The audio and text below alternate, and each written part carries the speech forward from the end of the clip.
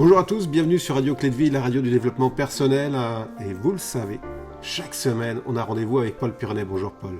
Bonjour mon cher Alexandre et bonjour à tous. Merci Paul. La semaine dernière, on a parlé de justement se découvrir et puis on a vu les différents paliers, 5 paliers. Et on a parlé beaucoup aussi de ses pensées. Et ça tombe bien, cette semaine, c'est comment changer ses pensées. Alors des pensées, on en a plein. On en a des bonnes, on en a des moins bonnes, et puis il y en a qui nous polluent franchement la vie. Comment est-ce qu'on gère tout ça ? Alors, c'est un vaste domaine. Les pensées, je crois que la première chose, c'est de prendre conscience justement de ce fil de pensée. Parce qu'il y a des tas de moments où en fait, on ne se rend même pas compte qu'on est en train de penser.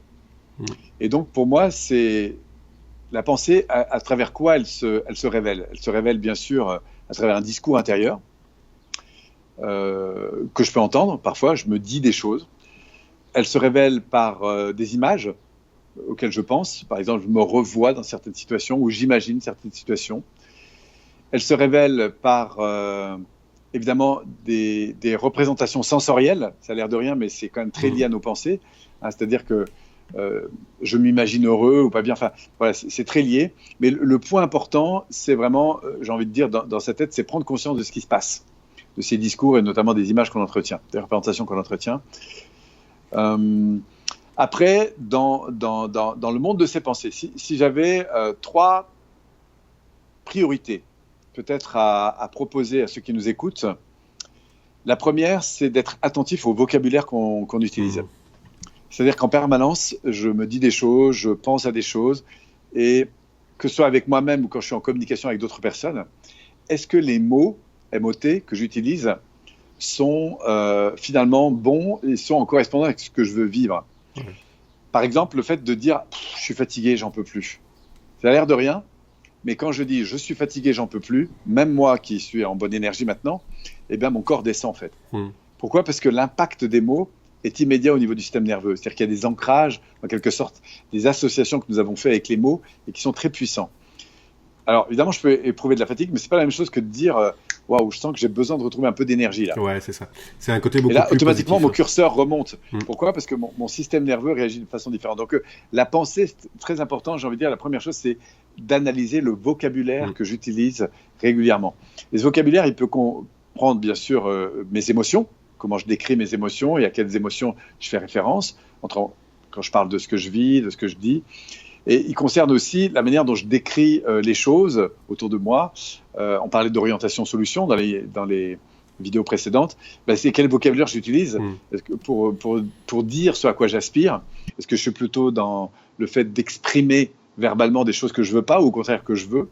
Est-ce que je suis plutôt orienté sur des problèmes ou sur des solutions avec moi-même, avec les autres, avec mes enfants, mon entourage, et d'être de plus en plus en attention en fait avec ces mots qui ont l'air de rien mais qui sont porteurs.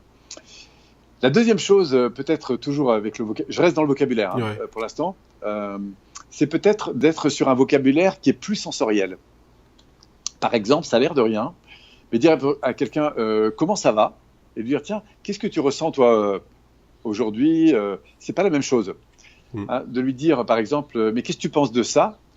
Ou quelles sont tes impressions, toi, à travers ça ? Ah, d'accord. On se l'approprie beaucoup plus. Oui, on se l'approprie beaucoup plus. C'est-à-dire d'avoir un vocabulaire qui est beaucoup plus orienté sur du sensoriel. Simplement parce que, par exemple, prenons un manager qui parle à son équipe qui a peu de temps. C'est pas la même chose qu'elle lui dit, qu'est-ce que vous pensez de ce dossier ? Et quel ressenti vous avez, vous, par rapport aux informations que vous avez lues dans ce dossier ? On se l'approprie beaucoup plus, quoi. Ah ouais, clairement. Ouais. Voilà, on se l'approprie beaucoup plus. Et du coup, il y a un phénomène aussi de considération qui est plus fort. Par exemple, quand je dis à un enfant, mais pourquoi tu dis ça ? Et quand je lui dis, mais qu'est-ce que tu ressens quand tu dis ça ? Vous voyez, la séquence orientée sur la prise en compte de la personne. Paul, on a été juste un petit peu coupé et tu parlais justement du ressenti des mots et c'était vraiment excessivement important comment est-ce qu'on le présentait en fait. Oui, donc dans le cadre du vocabulaire que je vais utiliser, c'est d'enrichir mon vocabulaire de mots qui sont en lien avec le canal du ressenti. On a le canal du visuel, on a le canal de l'auditif et on a le canal du ressenti. Le ressenti, c'est de mettre des mots qui, quand moi je m'exprime ou quand j'interroge des personnes, d'être plus orienté sur le ressenti Et là, on va voir aussi que c'est une dimension qui va être très importante pour enrichir à travers nos pensées, bien sûr, nos relations, parce que c'est quand même le but de cela. Donc ça, c'était pour le premier point important, ce vocabulaire orienté sur du positif et orienté plutôt sur du ressenti. La deuxième chose, et ça va compléter la première, c'est l'entraînement dans mes pensées à me réorienter sur des solutions. Alors j'en ai un petit peu parlé, mais je vais l'approfondir. C'est-à-dire que quand je suis pris dans une difficulté, quelle qu'elle soit, la tendance première, c'est de mettre le focus sur le problème. C'est-à-dire que mon système nerveux, il est habitué, au fond, à m'alerter sur les problèmes, à m'alerter sur les difficultés, à m'alerter sur les éventuels dangers. C'est-à-dire que si, par exemple, je me promène un dimanche après-midi en forêt et que j'entends du bruit, une branche qui casse, quoi que ce soit, je dis, tiens, il doit y avoir un animal ou un truc comme ça. Et à la limite, même, je suis presque curieux d'aller voir. Si, par contre, je suis seul à 3 heures du matin, que je traverse cette forêt et que j'entends le même bruit, je ne vais pas du tout avoir la même analyse. Pourquoi ? Parce que mon système nerveux, lui, il va tout de suite sentir le danger éventuel. Et comme il va évidemment anticiper le danger, mes pensées vont aller vers le danger potentiel. Si par exemple je suis pas très à l'aise dans une manifestation, j'arrive, je sais pas moi, sur une conférence, un congrès ou quoi que ce soit, une réunion, une soirée tout simplement, je connais peu de personnes, je suis pas très rassuré, eh bien je vais commencer à regarder les gens comme ça, un petit peu la tête, le menton un peu bas comme ça, toujours en me demandant qu'est-ce que les gens sont en train de penser de moi. D'accord ? Et là, mon système nerveux, il va s'orienter le plus souvent sur les dangers, sur les interprétations possibles de jugements, de critiques que les autres pourraient avoir à mon égard. Hein ? Par exemple, quelqu'un qui est insécurisé, si vous le faites parler en public, il va avoir tendance à se baisser comme ça et à se mettre en situation un peu de danger. Et dire, oulala, qu'est-ce que les gens sont en train de penser de moi ? Et c'est là où il est très important d'entraîner son cerveau, et c'est tout l'objet de cette deuxième partie après le vocabulaire, c'est d'entraîner son cerveau à se remettre sur l'objectif. C'est quoi l'objectif ? C'est quoi ce que je veux ? Je viens de rater mon train, ok, ça a des conséquences, je vais perdre mon avion, 15 jours de vacances qui partent en l'air, ok. C'est quoi l'objectif maintenant ? Quel est en combien de temps je vais pouvoir réorienter mon attention sur une solution ? Voilà, ça c'est un entraînement. Donc je dirais que dans la gestion de la pensée, c'est vraiment une chose moi qui m'a énormément aidé. Toujours de m'entraîner à faire ça. En fait, repasser en mode solution en termes de processus de pensée. La troisième chose dans mes pensées qui m'a beaucoup aidé, notamment dans les moments difficiles, c'est d'être connecté à un avenir qui me ressource. On dit souvent que l'espoir fait vivre. En tout cas, il permet de passer ou de traverser des situations difficiles. C'est un peu comme quand on est en montagne, ça commence à être difficile, je suis fatigué, j'en peux plus.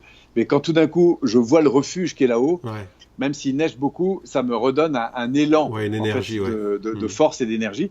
Ben, j'ai envie de dire que dans la vie de tous les jours, c'est un peu la même chose. C'est-à-dire que j'habitue, c'est le troisième réflexe pour moi très important dans les processus de pensée, c'est de réorienter mon attention sur un avenir plaisant, un avenir qui me porte. Je suis dans une journée un peu difficile. Waouh, je repense, est-ce que ce soir, je vais pouvoir vivre de bon quand je vais retrouver ma famille ou avec mes collaborateurs ou après, à la fin de la semaine ou ce week-end en vacances. Bref, c'est savoir se reconnecter à un avenir qui m'anime. Et si en plus de ça, j'ai des rêves, si je poursuis des ambitions qui sont fortes, eh bien c'est d'autant plus important et intéressant parce que ça va vraiment m'aider à conditionner mes moments difficiles autrement. Voilà, donc 3 choses très importantes. La première, c'est le vocabulaire. La deuxième, c'est orientation de mes pensées sur des solutions. Et la troisième, c'est de m'entraîner à mettre le focus sur des choses qui sont positives à l'égard de l'avenir. Voilà un petit peu en termes de processus de pensée ce qui me semblerait le plus important. Ça, c'est un travail au quotidien. Hein. On s'entend bien. Alors après, si on a un peu de temps encore... Oui, on a du temps. Oui, on a encore 5 minutes là. Donc, j'ai envie de dire, après, pour moi, il y a un niveau 2. Il y a un niveau 2 dans les processus de pensée qui est très intéressant, mais qui demande du coup un petit peu plus d'attention. Mais je vais vous proposer d'expérimenter ça. Dans mes pensées, il y a ce qui est dans ma tête. Par exemple, je repense à ce que j'ai mangé ce matin, je repense à ce que je vais dire demain à mes amis, ou à ce que je vais faire ce soir avec mes amis, etc. Et donc, du coup, et puis, il y a l'environnement immédiat. Hein. Je peux être exactement en contact avec toi, dans le cadre de cette émission, des gens qui nous écoutent. Et là, d'être complètement présent à ce qui se passe. Je peux être présent à ce qui se passe dans ma tête, en lien avec le passé ou le futur. Ça, c'est mes pensées. Mais ce qui est très intéressant, c'est qu'il y a aussi une troisième voie qui m'a énormément aidé en termes de processus de pensée. C'est faire la différence entre ce à quoi j'accède tous les jours et la manière dont mon système nerveux va réagir à ces choses. Je prends un exemple. Je suis quelqu'un qui adore la mousse au chocolat. D'accord. Donc, quand j'arrive dans un restaurant, surtout si on voit ça, waouh. Et il y a une chose que j'ai appris à faire, parce que je sais que j'aime beaucoup le chocolat, c'est juste d'écouter. Et là, ça demande beaucoup plus d'attention et de précision. Hein. Ouais. C'est-à-dire que je vais regarder le chocolat et je vais me dire qu'est-ce que j'observe dans la finesse de ce que je vois. Et qu'est-ce que je vois ? Par exemple, des petites bulles, des petits bouts de chocolat, du côté marron, etc. Je vais aller vraiment dans les détails. Et deuxième question, qu'est-ce que ça suscite comme désir chez moi ? Okay. C'est-à-dire d'apprendre à identifier la différence qu'il y a entre le stimuli et la réponse. Par exemple, j'ai envie de fumer, je me dis tiens, qu'est-ce qui déclenche chez moi ce désir de fumer ? Donc ça, c'est l'élément externe. Et qu'est-ce que ça entraîne comme ressenti interne ? Tu me suis ? Ouais, tout à fait, oui. Et ça, c'est très intéressant parce que ça m'aide dans ma présence à me sortir de mes automatismes. Qu'est-ce que je suis en train d'observer maintenant ? De bon ou de moins bon, et qu'est-ce que ça suscite intérieurement. Par exemple, j'ai peur de l'avion. Je me dis, tiens, qu'est-ce que j'observe dans cette peur de l'avion ? Qu'est-ce que je suis en train de représenter ? Et qu'est-ce que ça engendre comme sentiment ? Au fond, que faut-il qu'il se produise dans mes pensées, dans mes représentations, pour que j'ai ce sentiment-là ? Et d'apprendre aux gens à dissocier les deux. Ça demande beaucoup d'attention. Ouais, ça demande beaucoup d'attention, oui, tout à fait, oui. Mais ça ouvre un champ incroyable de possibilités. J'ai peur d'une souris, réflexe, mon système nerveux, il voit la souris, il a peur. C'est ça, L'autre soir, j'étais dans une salle de formation, puis il y a une souris qui passe. Moi, je trouve ça super mignon, une petite souris qui passe. Et je suis surpris par une personne qui était dans la salle, hein, il y avait une trentaine de personnes, et une personne qui était même au fond, qui était à plus de 10 mètres de la souris. Et elle a hurlé, quoi. Moi, j'ai cru qu'il lui était arrivé un truc. Je ne pouvais pas penser dans ma tête que c'était la souris. Et elle m'a dit, je ne supporte pas les souris. Mais on voit bien qu'il y a un arc réflexe très fort entre la représentation qu'elle a de cette petite souris, qui était fort mignonne d'ailleurs, et cette espèce de peur qui... Et là, c'était intéressant de voir qu'on est dans un arc réflexe. Et notre vie, notre quotidien est toujours dans cet arc réflexe. Je vois un feu, et automatiquement, et heureusement, hein, parce que ça m'aide tous les jours, eh bien, je sais quoi faire, il faut que je freine, je rétrograde, ou au contraire, il passe au vert, j'ai plus besoin de faire attention pour me remettre en route. Et dans ces automatismes, c'est intéressant de repérer, alors quand ils sont positifs, qui me génèrent au contraire, c'est pas parce que je vois le feu vert, je vais pas me poser de questions, mais quand je vis un truc qui me plaît pas, que ce soit un truc qui me fait un peu réagir, c'est intéressant pour moi, dans mon mode de pensée, et là je suis vraiment dans l'axe, je vais finement dans les choses, de faire la différence entre quel est l'élément qui déclenche chez moi ce ressenti. Donc de dissocier ce que j'appelle le stimuli et la différence. Et quand je dissocie les deux, vous allez voir, alors ça ferait l'objet après d'un travail un peu plus approfondi, mais je peux ouvrir un changement différent. C'est-à-dire je peux me dire, tiens, quand je vois ça, effectivement, voilà ce que je ressens. Qu'est-ce que je ressens en particulier ? Je me sens que pour ressentir ça, il faut que je vois ça. Et après, la phase suivante, ce serait de l'interpréter différemment. Si je reprends le cas de la mousse au chocolat, moi, il suffit simplement que je regarde ces petites bulles et que je leur donne une autre interprétation, un autre sens. Par exemple, j'imagine qu'il y a des produits chimiques qui ont fait ça. Et là, automatiquement, ma réaction interne est différente. Et du coup, je vais changer mon rapport. C'est-à-dire, je vais changer mon arc réflexe avec la chose. Vous comprenez ? Voilà, donc ça, c'est encore une autre modalité de la gestion de la pensée, notamment dans l'utilisation du cerveau droit. Bon, c'est un domaine qui me passionne, puisque, comme tu le sais, je suis passionné par la PNL, le développement humain à travers ça. Et donc, ces processus cognitifs qui permettent du coup de gagner de l'autonomie dans nos émotions, dans nos relations et dans plein de choses. Voilà, mais si j'avais à donner comme ça un truc, une quatrième chose dans la gestion de la pensée, après le vocabulaire, après l'orientation solution et la connexion à des choses qui sont positives, eh bien, c'est de prendre conscience dans la finesse de ce que je vis chaque jour, de la différence qu'il y a entre le stimuli et la réaction. C'est excellent. Il nous reste plus de temps, donc du coup, on va être obligé d'arrêter là. Mais je trouve que cette partie-là est très très intéressante. Enfin, tout était intéressant, mais celle-là est particulièrement intéressante parce que ça fait prendre conscience énormément des choses. Et comme tu dis, ces arcs réflexes et le travail, même si on a encore ces réflexes, c'est après coup de dire, ok, qu'est-ce qui a été le déclencheur et ça, on bien peut en prendre dissocier conscience, les deux. Ouais. bien dissocier, et c'est excessivement puissant. Merci beaucoup, Paul. On va avoir l'occasion de revenir là-dessus. La prochaine émission, ça va être comment se revaloriser au quotidien. Justement, c'est un sujet qui me passionne. Voilà, justement, ça va être quelque chose de très intéressant. Allez, sans plus attendre, on va passer à l'autre émission bientôt. Profitez bien. Bye bye.